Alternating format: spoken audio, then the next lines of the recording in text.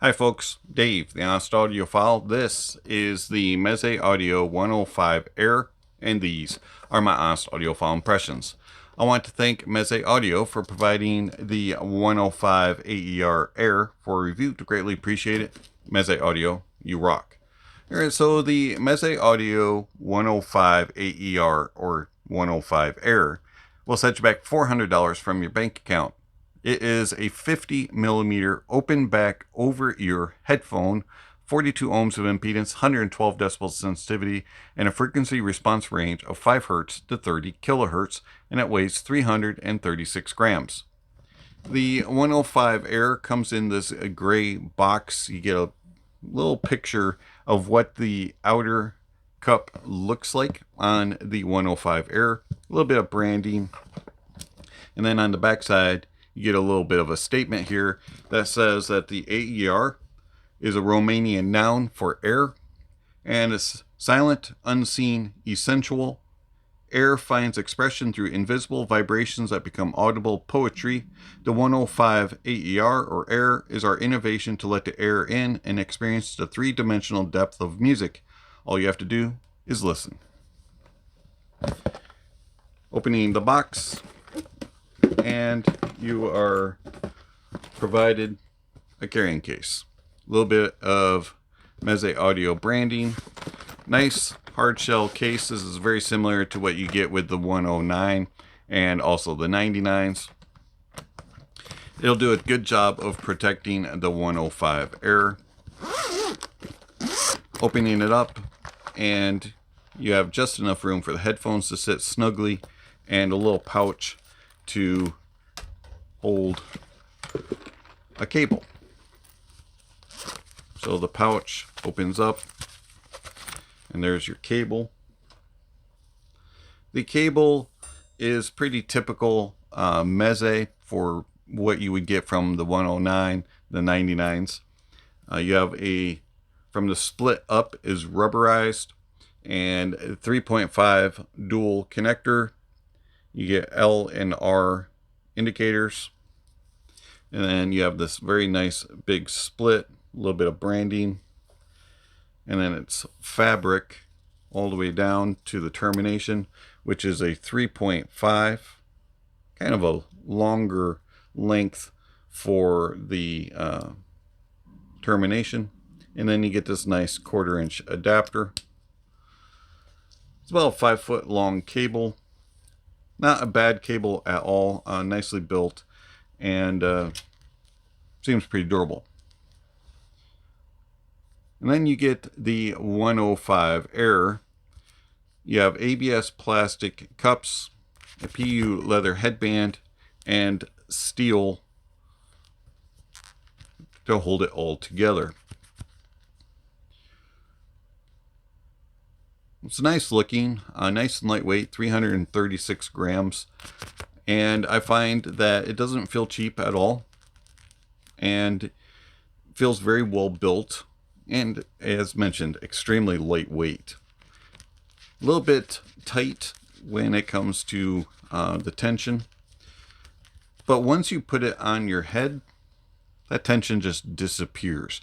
The PU leather headband does a good job of dispersing the weight, and then the nice big ear cups with those lightweight ABS plastic cups, they just sit on the head, and there's good tension without being too much or not being enough. It doesn't feel like it's going to flop off your head when you move around, and it's not pinching your head like a vice grip. So it does a good job with comfort. I could wear them about 2 hours or so before that PU leather headband starts to get a little bit of a hot spot and I have to take a slight break. Ear pads also do get a little bit warm. They are a fabric build. They're nice, thick, and plush. They do get a little bit warm when worn for a couple of hours, so I have to take a little bit of a break from them. But overall, very nicely built headphone with good comfort. Isolation of outside noise is not very good. Obviously, it's an open back headphone. The pads are swappable, so if you do want to change them out, you are capable of doing that. I did not do that. I only used the stock pads that were included, as I found them to be extremely comfortable and to sound good.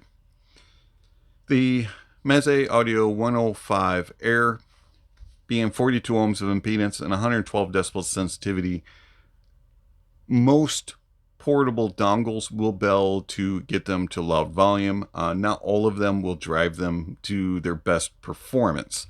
I did find, though, that all the dongles that I have and tried worked very well, got them nice and loud.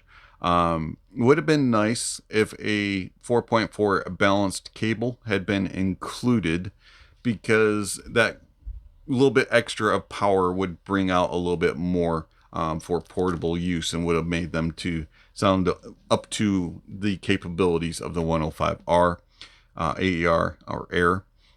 But I found that the 105 is pretty capable of being driven by dongles. But I did most of my listening desktop, and I found that desktop, they're a little bit picky when it comes to the presentation of the source. Something that's a little bit warmer, a little bit thicker sounding is going to make the 105 AR or AIR sound a bit bloated and a little bit fat in the mid bass and upper bass regions. And also it's going to kind of really dampen and mellow out the uppers. Using something that has a little bit more neutral, a little bit more of a natural presentation, lessens that bass bloatiness and fullness and overly thick sound, and evens it out and makes it sound a little bit more controlled, and also helps the treble to have a little bit more air and space. Things that were a little bit more analytical, colder leaning sources also help to add in a little bit more of a technical side to the air. And overall, I found that the 105 air is easy to be driven, but is a little bit picky dependent on your source and what you prefer as far as the sound signature. A couple of little niggles to mention about the cable. The cable has long stems, and the build of the 105 Air is that the cable goes straight down, and so when you put them on, that stem comes quite far down, so if you lean your head, you can touch your shoulders a little bit, depending on how your body is shaped. That could be a problem. I was just kind of aware that I could damage the cable a little bit. It would have been nice if the cables were pointed forward slightly, that way they kind of draped over the shoulder a little bit better. Another thing of note, when you touch the cable and you touch the headband, it is rather noticeable in the ear cups, and also it is noticeable when music is playing. So don't touch your head, don't move the cable. All right, those niggles out of the way. Let's talk about how the Meze 105 Air sounds. So the Meze Audio 105 Air bass is more mid-bass focused than sub-bass focused. There's a little bit of extension into the sub-bass, and you get a little bit of rumble and grumble, a little there when called upon, but it's not a real prominent and not really noticeable bass. There's not a lot of rumble and grumble in the bass. I found that it was just okay and adequate, slightly rolled off into the sub-bass. Mid-bass, though, you're going to get a lot of punch, a lot of kick, a lot of slap, a lot of slam, and overall it's a very engaging bass, and it has a fun side to it. I found that it has enough there. Now, it's not this like hard driving, super impactful bass, but it has quite a bit, and it has a nice amount to keep things flowing and engaging. I find that the 105 Air bass has a nice amount of texture to it, and it has good tonality. It has a nice natural reproduction of instruments and vocalists. And then I find that the upper bass has a little bit of presence to it, and at times can be a little bit too much, and can sound a little too full, a little too thick, and a little bit on the bloated side, depending on the song and also dependent on the source. But overall, I find that the bass of the 105 AER Air is quite fun and engaging sounding. It's not the most technical, it's not the most detailed and resolving of a bass, but at the same time, it has that fun factor, and this really keeps you engaged and the music flowing. Going into the mids have a nice presence about them, a nice balance and cohesion, until you get to the uppers at a little bit more of a forwardness, but it doesn't make it sound that it is too much in the uppers, and they still sound fairly even and balanced throughout the mids. The upper mids do have this little bit of a presence and are borderline too much for me, but at the same time, they weren't too much, but they were close to it. If you're sensitive to mids presence, the 105 AER could be a little bit on the borderline for you. I find that the 105 AER's mids are nice and have a fullness to them and a nice warmth to them. They're very engaging and very emotional sounding. I find that the 105 AER has a connection to the music, and instruments and vocalists come alive, and they sound very natural and organic sounding, and they have a nice note weight and a good presence. Just like the bass, though, they're not the most technical. The details and the resolution of the mids are okay. This is not a super neutral and nitpicking type of headphone, especially in the mids, but it does a good job of giving you a fun, engaging, emotional type of connection in the mids. Going into the treble, the lower treble has more presence than the rest of the treble, and I find that the treble from a little bit after about 8K tends to be a little bit on the mellow, laid back side, and it's a little bit on the, I wish it had a little bit more presence to it. It has enough to keep things engaging and to not sound stuffy or boring, but at the same time, I wish it had a little bit more to give just that same type of energy that you get from the mids. Tonality is natural, and it does a good job of reproducing instruments and vocalists. But just like the mids and the bass, that detail retrieval and resolution could be a little bit better. It's not the most technical and nitpicky type of treble.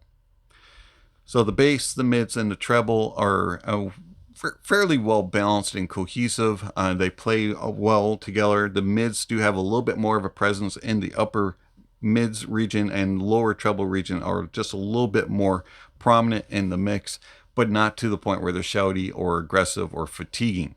I find that they all kind of play together and give you this emotional, musical type of connection, and you just kind of enjoy the music, while yet being somewhat mellow and laid back without being too much or not enough. Soundstage of the 105 AER is quite airy. There's a nice presence about it. There's a nice wide open space. It has a big soundstage when it comes to width and depth. I was rather surprised at how engaging the soundstage of the 105 AER is.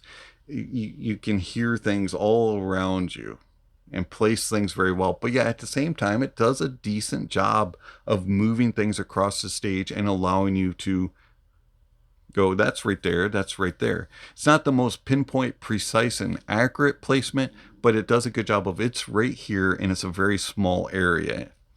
And then you can lock on and follow it as they go across the stage. Things move out and in very well and track across the stage very well. Depth is nice. You can look several rows into a stage, and things are in front and behind. They're not fighting for position. The only times that there was any kind of muddling or positional battles was on very complex and busy, bassy type of tracks on warmer sources. Detail retrieval and resolution is okay. For $400, it's pretty average.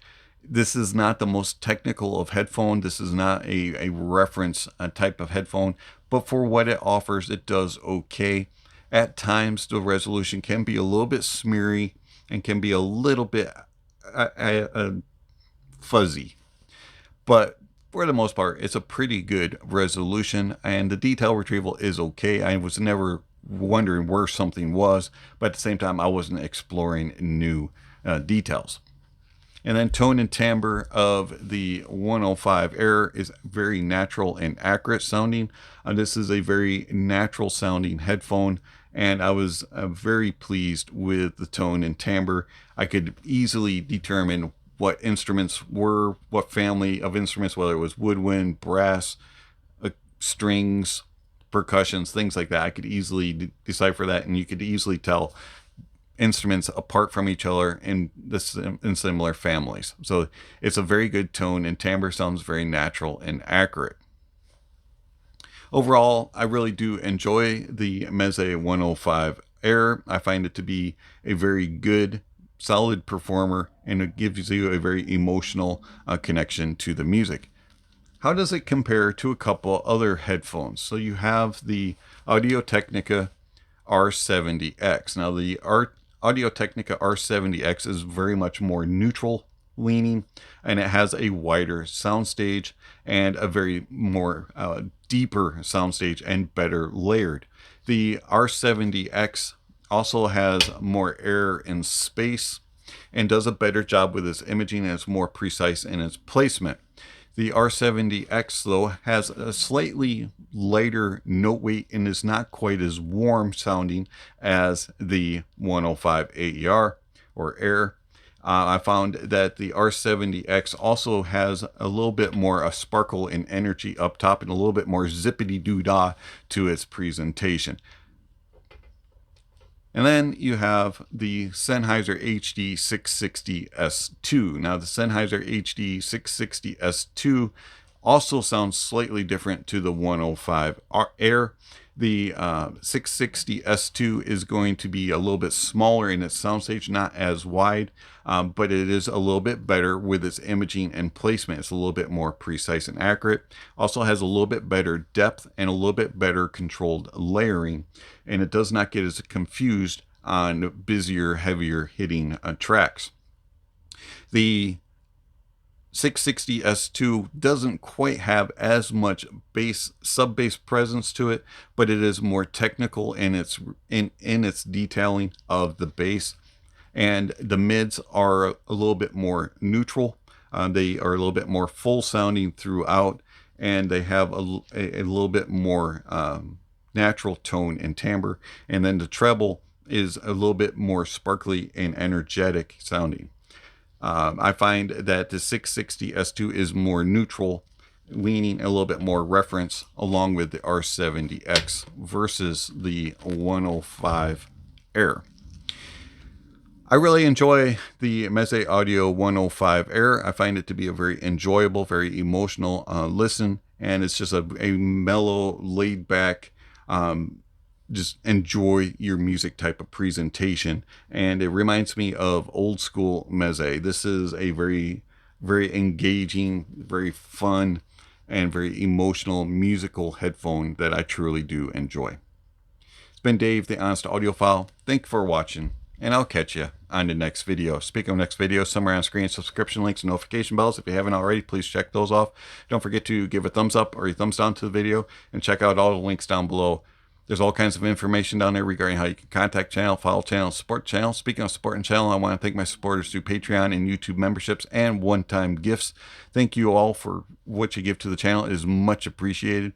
If you're interested in supporting the channel, there's various ways that you can do that through one-time gifts through PayPal and Venmo and YouTube, or you can do monthly subscriptions through Patreon and YouTube memberships, where you can get access to videos early and also other benefits.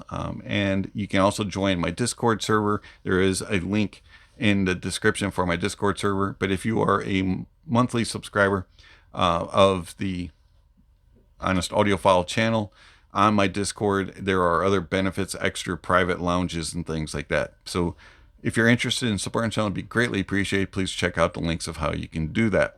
Speaking of my Discord server, that it is open to the public, and there are various links down below that you can get to my Discord server, and there's all kinds of things that you can do on my Discord server, all sorts of lounges where we discuss various types of gear and audio related stuff. Also down below, there's all kinds of other information regarding how you can contact channel, follow channel, support channel, gear recommendations, music recommendations, and gear rankings, and all kinds of things are listed down below. So don't forget to check out those links. And then lastly, don't forget to enjoy the music, and that honesty is the best policy.